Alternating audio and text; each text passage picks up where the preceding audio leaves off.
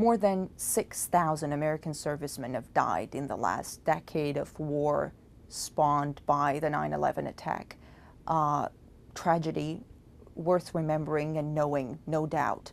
But why in all those speeches delivered by American officials, I never hear about hundreds of thousands of innocent civilians dead in the wars waged by the United States in other countries like Iraq? We just don't seem to think of the rest of the world. When I say we, I'm talking about a collective national consciousness. I'm not talking about individual Americans. Many Americans are very alert to the globe and the world and so forth. But as a collective entity, we seem to think we're exceptional, and so exceptional that we don't have to think about other people in the world. As I said, that's a position you can maintain as long as you are as powerful as we were, powerful as Rome in its day, post-World War II. But we're no longer that powerful, and our powerful recedes even as we speak here today.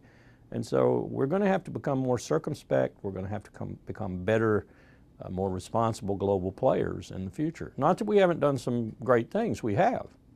But we've also done some pretty despicable things in Iraq, and some of the things we've done in Afghanistan, torture, other things that we did in conjunction with the Iraq War, the Bush administration in general, the Bush-Cheney administration in general, are not a stellar period in American history. In fact, I think they'll probably go down as one of the worst periods in the short history of this republic.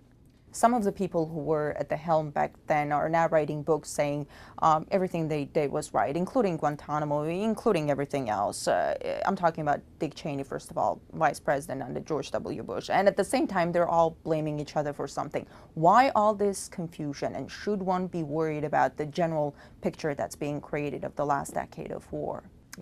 Because they're all trying to blame each other and trying to get out of some of the blame. And yes, we should be concerned. Why are they trying to blame each other? Let's face a fact here for a moment that most Americans don't even think about.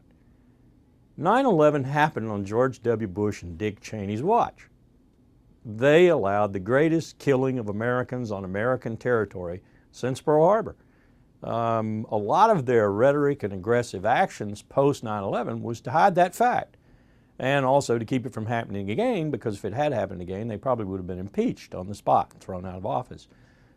So a lot of their reaction is this psychological reaction to, wow, this happened on our watch. Ooh, we'd better hide this. We'd better do our best to take the attention off of that.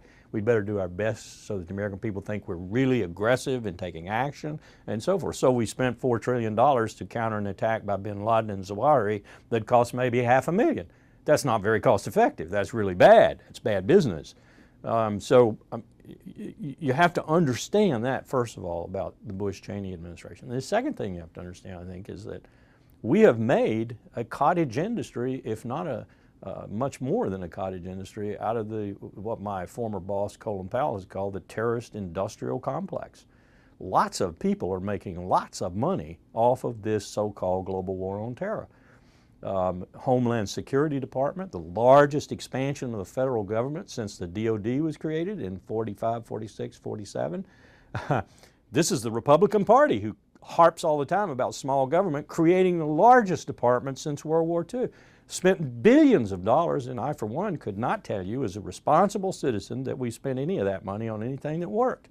So we have gotten to the point where corporate influences, corporate defense contractors, security contractors, and so forth, play a large role in the decision-making in this country and in influencing that decision-making.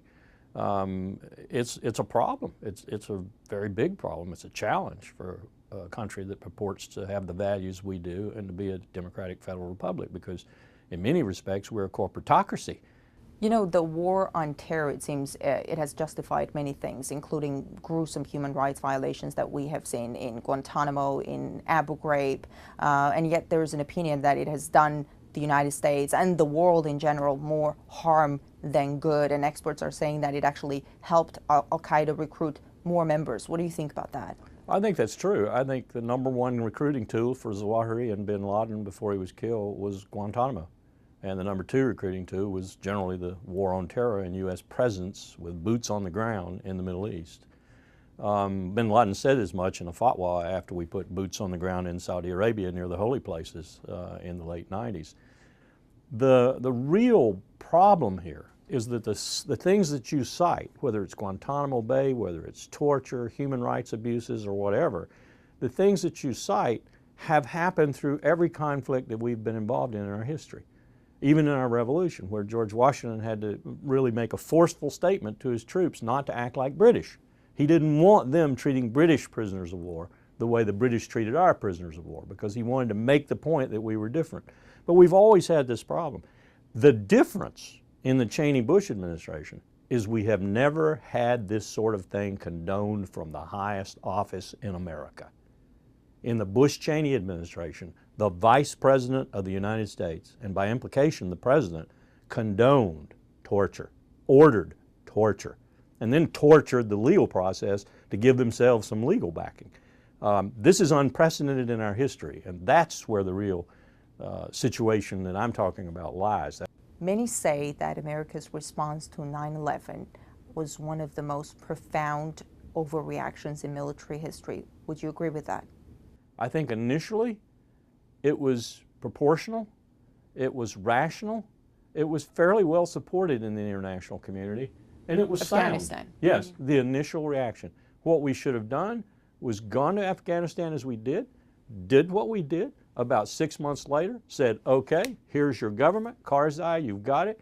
Go ahead and run your country as best you can. We'll give you economic and financial support from afar. We're going home. Oh, by the way, footnote, if you entertain terrorists in this country again, we'll come back and do it again. And this is a profound change, really, that's happened since World War II. It's been creeping up on us, and now with Libya, it's here. We have an executive power that is beyond any check by the people, by the Congress, or by the courts for war. We can go to war at the drop of a coin. It matters not that the Obama administration, and I have to say I voted for President Obama, it matters not that they have protested rather futilely and idiotically, really, that they weren't involved in hostilities, that the War Powers Act was not relevant and so forth. It certainly was. Anytime you kill people for state purposes, the War Powers Act is relevant and the Constitution is relevant. We've reached a point now where the President of the United States can kill people for state purposes anytime he or she feels the need. James Madison said very eloquently, when you combine the power to initiate war with the power to execute it, you have achieved tyranny. That is a very profoundly worrying situation in this, that's happened in this country. And it happened. Sure.